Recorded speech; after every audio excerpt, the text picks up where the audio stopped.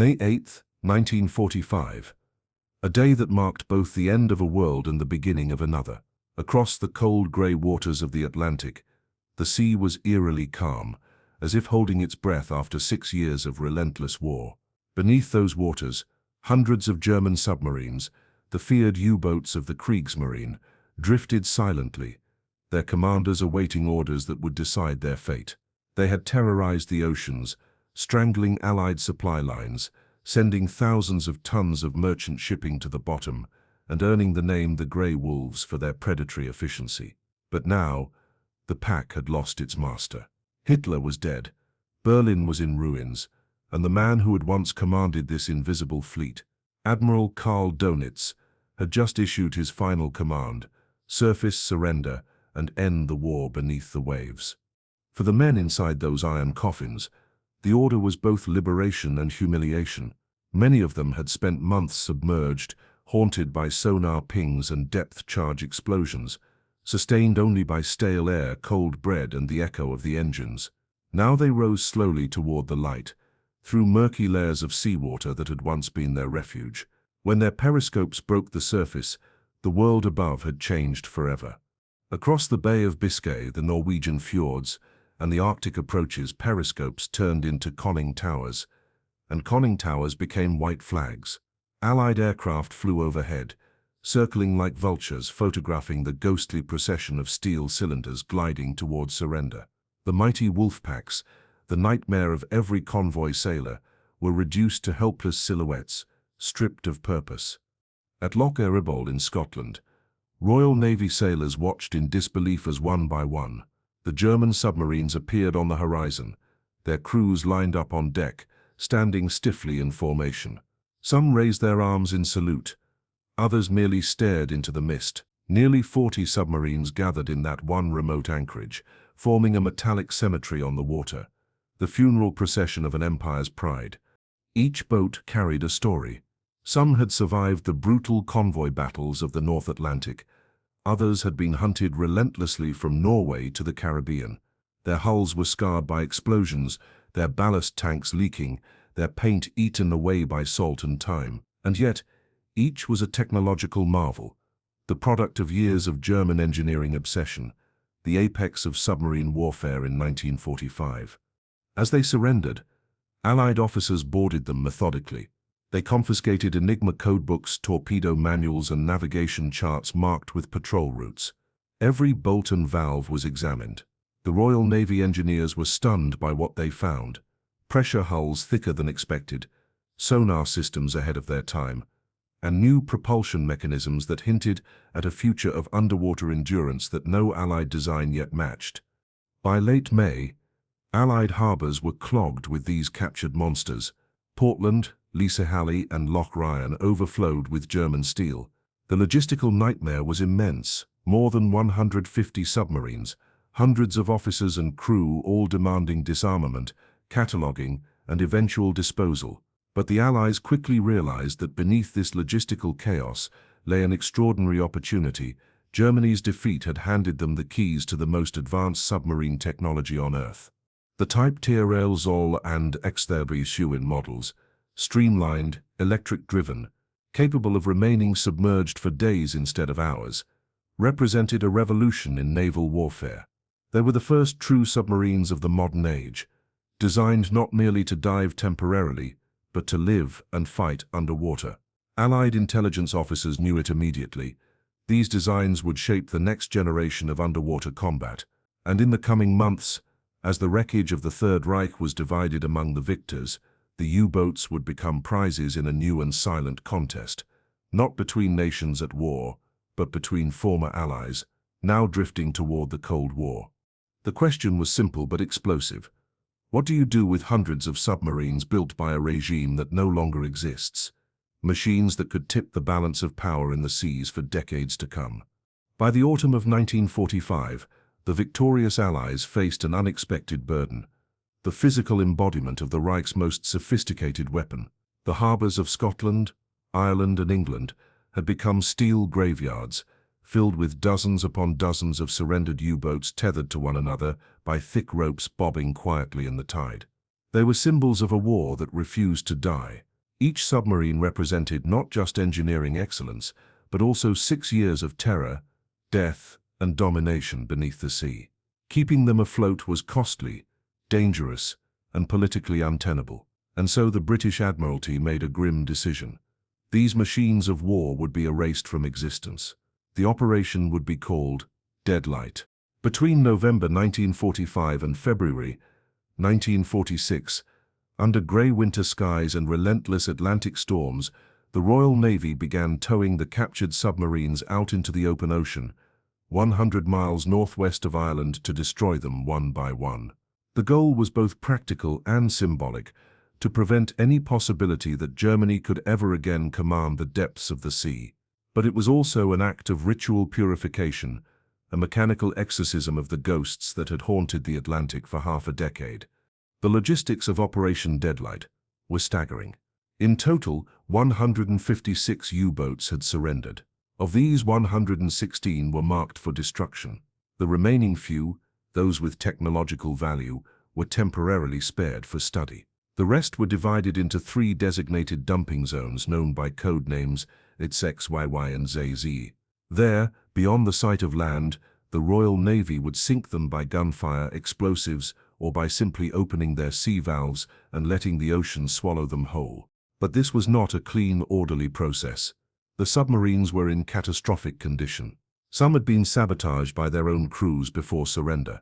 Valves welded shut, engines damaged beyond repair, navigation systems deliberately smashed. Others were so corroded that seawater poured through them faster than the pumps could handle. As the Royal Navy tugs tried to drag them through the brutal winter swells of the North Atlantic, many began to founder. Wind screamed across the decks, ropes snapped, and steel cables tore through the air like whips. Allied sailors watched as one submarine after another disappeared beneath the waves long before reaching the designated scuttling zones. 56 of them went down this way, accidental burials in the storm. For the crews towing them, there was no ceremony, no moment of silence. The order was simply logged: U-boat lost en route to Deadlight area. Those that did survive the journey were scuttled deliberately. Some were fired upon by destroyers and frigates, their hulls rupturing under the impact of naval shells. Others were bombed from the air, Royal Navy aircraft swooping down to finish the job with rockets, tearing open the pressure hulls like paper. And sometimes the destruction was hauntingly simple. A sailor would climb aboard, open the sea valves, and watch as the ocean began to rise inside the corridors, flooding the torpedo rooms and control compartments.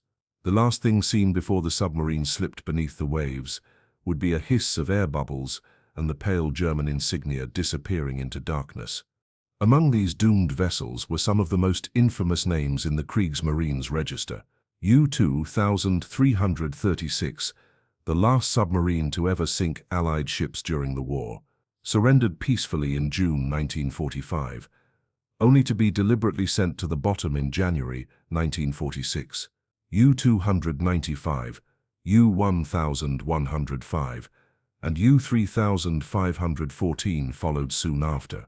The irony was cruel.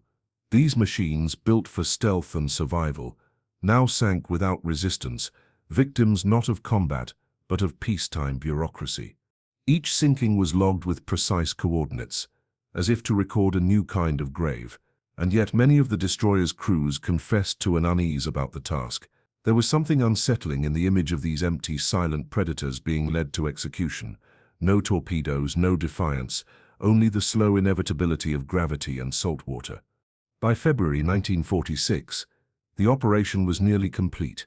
Over 100 U-boats lay scattered across the seabed of the North Atlantic, forming what one British officer described as a cemetery of iron wolves. But the ocean was not finished with them.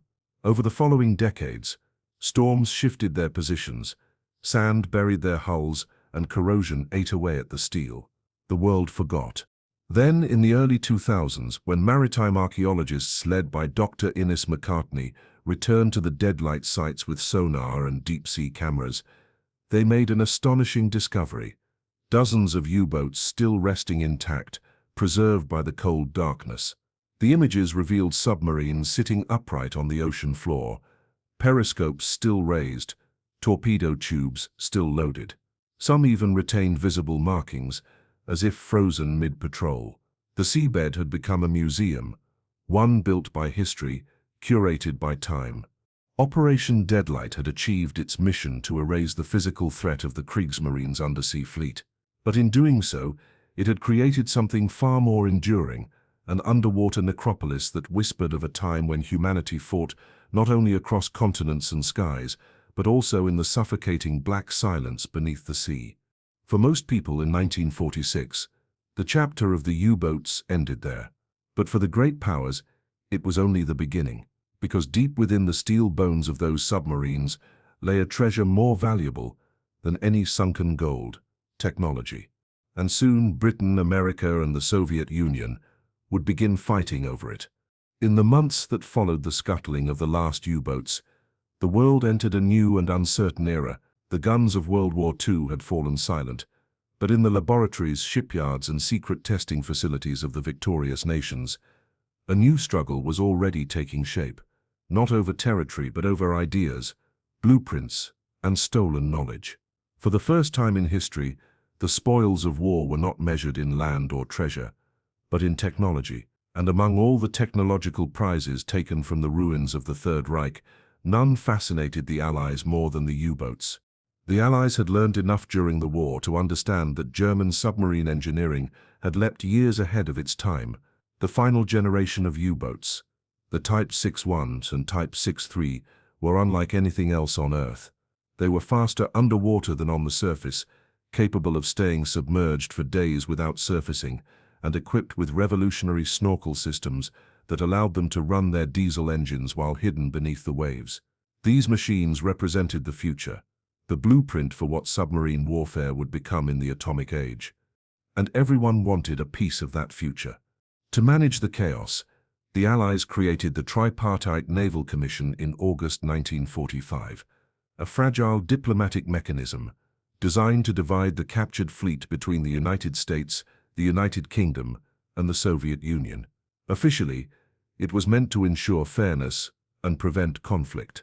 In reality, it became the first quiet battlefield of the Cold War. Each nation was allotted 10 U-boats, but those numbers were meaningless compared to what really mattered: which submarines they would get.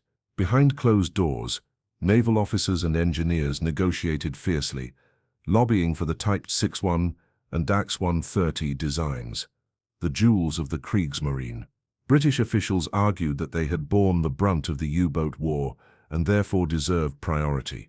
The Americans countered that their industrial capacity made them better suited to study and replicate the designs. The Soviets, whose spies already knew much about German technology, simply demanded equal treatment and hinted that if they were denied access, they would take what they needed by other means. By late 1945, the redistribution began.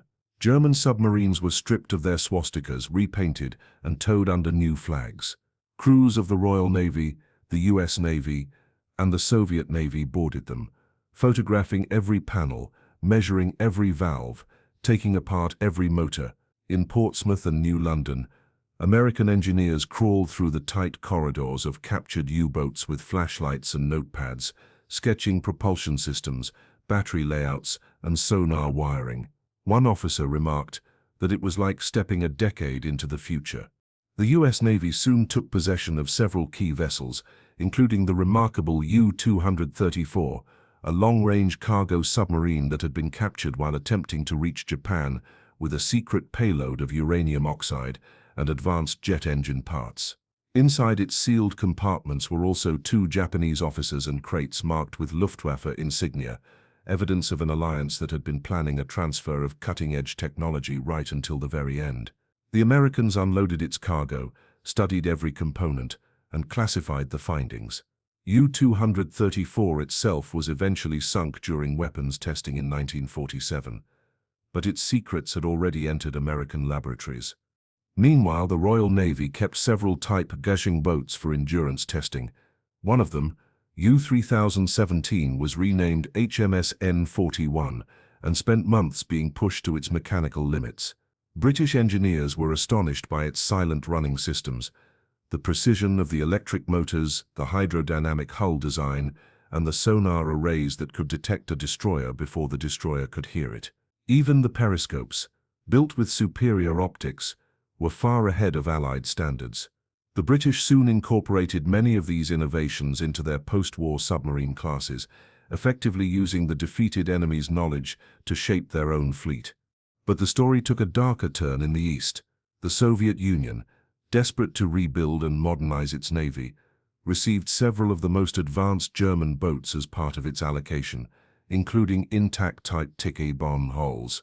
Soviet engineers studied them obsessively, sometimes dismantling entire submarines piece by piece in the shipyards of Leningrad and Kronstadt. Within just a few years, the lessons learned from these studies gave birth to the Soviet Whiskey-class submarines, powerful diesel-electric boats that would soon prowl the same Atlantic waters their German predecessors once haunted. The irony was chilling. The technology that had once threatened Britain and America was now reborn under the red star of the Soviet fleet. Smaller nations, too, benefited from the sudden availability of captured U-boats. France, its navy crippled by years of occupation, received several submarines from Allied stockpiles. One of them, U-123, was refitted and served under the name Blazon, becoming the backbone of France's early post-war submarine training program. Norway and Denmark also inherited a handful of boats, using them to rebuild their coastal defenses and to train new crews in modern undersea warfare. For them, these German machines, once symbols of terror, became tools of national recovery. Yet beneath the surface of this seemingly cooperative redistribution, tension was growing. Each power was secretly aware that whoever mastered the next generation of submarines would dominate the oceans of the Cold War. The British wanted endurance. The Americans wanted stealth. The Soviets wanted numbers, and the Germans, though defeated, had already given the world the template for all three. By 1948, most of the surviving U-boats had been studied, stripped, and scrapped, but their DNA lived on. The hull shapes, propulsion systems, and electrical configurations of the Type Tiki directly inspired America's Tang-class submarines, Britain's Porpoise class, and the Soviet Whiskey and Zulu classes. In essence, the technological race that began under Hitler's regime now powered the navies of the world's new superpowers. The German U-boat, once the hunter of the Atlantic, had become the teacher of nations. And while the victors raced to copy its innovations, a few of the old boats escaped this fate, not through destruction but through preservation. They would become ghosts made visible, silent reminders of the war that once raged beneath the sea. By the late 1940s, the thunder of depth charges had faded, and the men who once stalked the oceans had returned to a homeland, split by foreign powers and moral ruin. The U-boats, those sleek, menacing silhouettes that had defined Germany's naval might, were now scattered between scrapyards, test facilities, and the dark seabed of the Atlantic. But a handful of them escaped destruction. Against all odds, a few of these iron beasts survived the tide of war, reconstruction, and political upheaval to become something entirely different, monuments of remembrance. Among the most famous of these survivors was U-995, a Type 7C submarine that had surrendered in Trondheim, Norway, in May 1945. For a short time after the war, it served under the Norwegian flag as Korra, a training vessel in a navy that was itself rebuilding from the ashes of occupation. When it was finally decommissioned, the Norwegians returned it to West Germany in 1965, not as a weapon but as a relic. The boat was restored and placed on display beside the Lebo Naval Memorial, near Kiel, where it remains to this day. Visitors who step inside U-995 are struck first by the claustrophobia. The corridors are narrow enough that two men cannot pass without turning sideways. The air is thick, metallic, heavy with the scent of oil and rust. Everywhere there are levers, dials, and pipes, each labeled in faded German script. For the sailors who once lived there, the submarine was not just a vessel but a coffin in waiting. Many of them spent weeks beneath the surface, sleeping beside torpedoes, counting every breath of recycled air. In peacetime, these same compartments became a museum, a tomb preserved above water, where history exhales through the steel. Across the channel, In Birkenhead, England, another German submarine found an afterlife of its own. U-534, a Type Mine C-40 boat, had been sunk in May 1945 while attempting to flee to Norway, perhaps carrying secret passengers or sensitive documents from the collapsing Reich. It lay at the bottom of the Kattegat Strait for nearly half a century, untouched, until it was raised in 1993 by a team of salvors who hoped to uncover its secrets. What they found was astonishingly intact.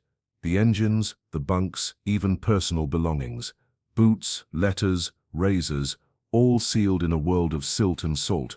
Today, U-534 stands divided into massive cross-sections, each one revealing the cramped interior where 40 men once ate, slept, and prayed in the dim red glow of emergency lights.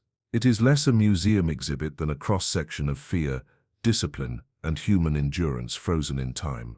But perhaps the most iconic of all the surviving U-boats lies far from Europe, deep in the heart of the American Midwest. U-505, captured intact by the U.S. Navy in June 1944, became the first enemy warship ever displayed on American soil. The story of its capture was legendary.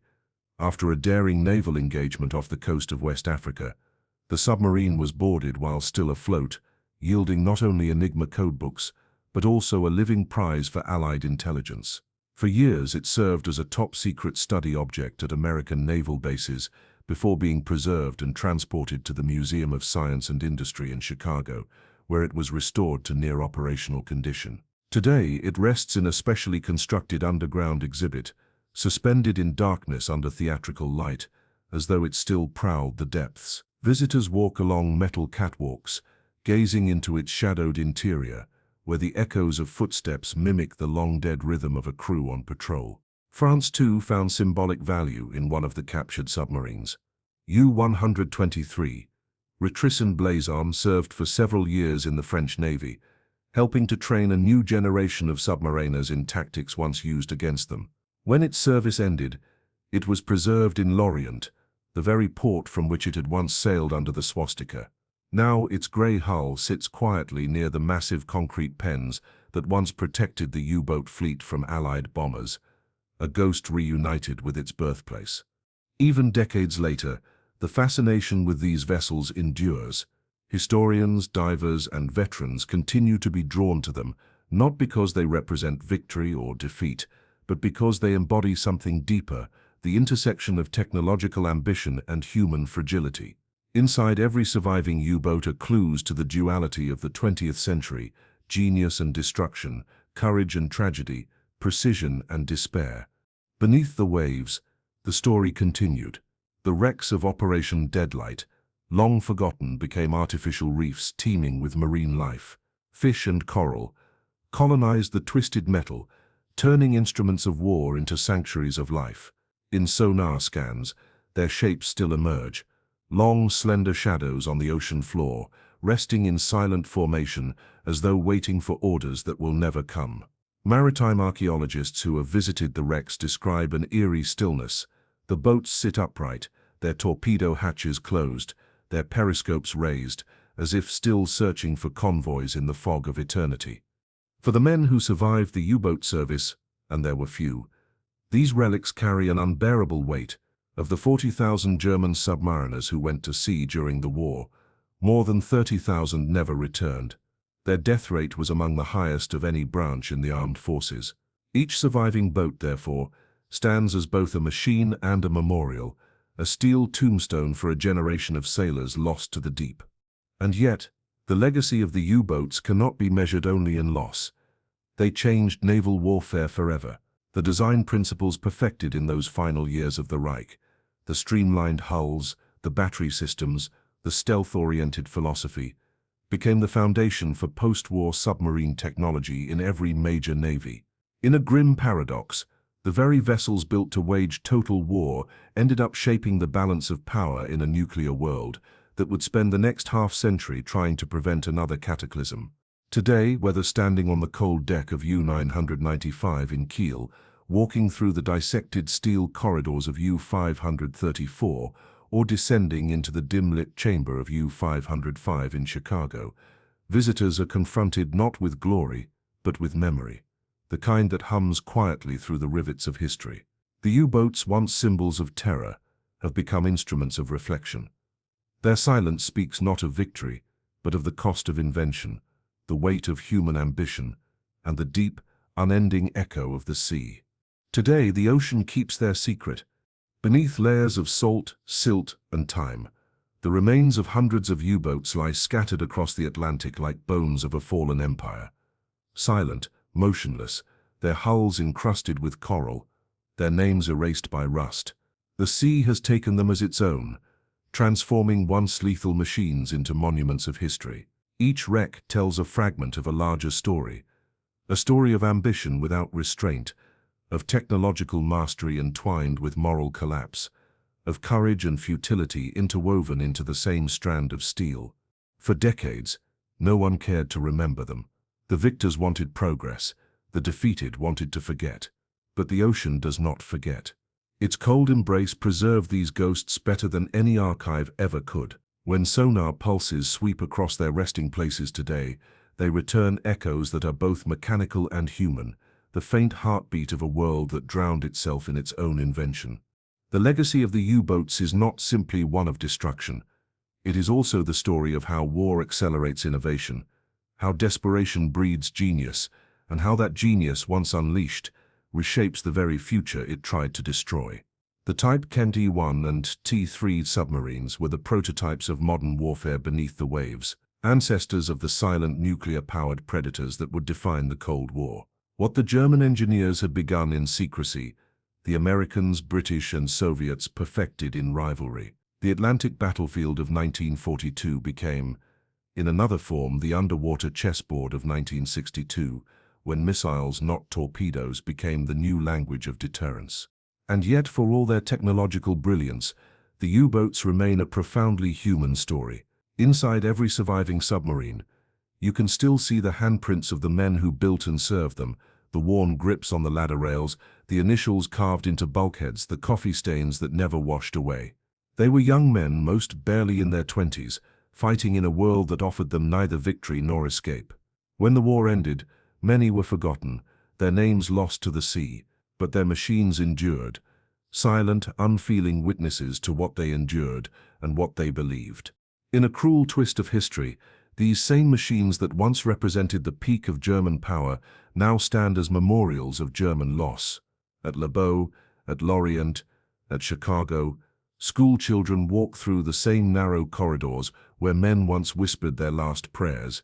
They touch the cold metal and feel a strange connection, not to ideology, but to endurance, to the simple, terrible truth of human experience in war. The U-boats have become classrooms of memory, sanctuaries of consequence. Beneath the surface, the story continues in ways that cannot be filmed or archived. The wrecks of Operation Deadlight still lined the seabed off Northwest Ireland, more than 100 silent hulks, perfectly aligned like soldiers standing at attention. Fish weave through open torpedo tubes, coral blooms on sonar domes, and the Atlantic current hums softly through cracked hulls. In that darkness, history sleeps but never dies. The U-boat was born from arrogance and ended in silence, but its ghost still shapes the way we think about war, the unseen, the invisible, the quiet terror beneath the calm. It reminds us that even the greatest machines built by man carry his flaws within their rivets: ambition, pride, fear, and the illusion of control. And so, as the decades pass, and the sea reclaims what it was once forced to fight, the story of the German U-boats becomes something larger than warfare. It becomes a mirror held beneath the waves, reflecting both the brilliance and the blindness of an age that believed it could master the deep. Beneath the Atlantic, their steel still endures. Above it, their memory still whispers. The wolves are gone, but the ocean remembers.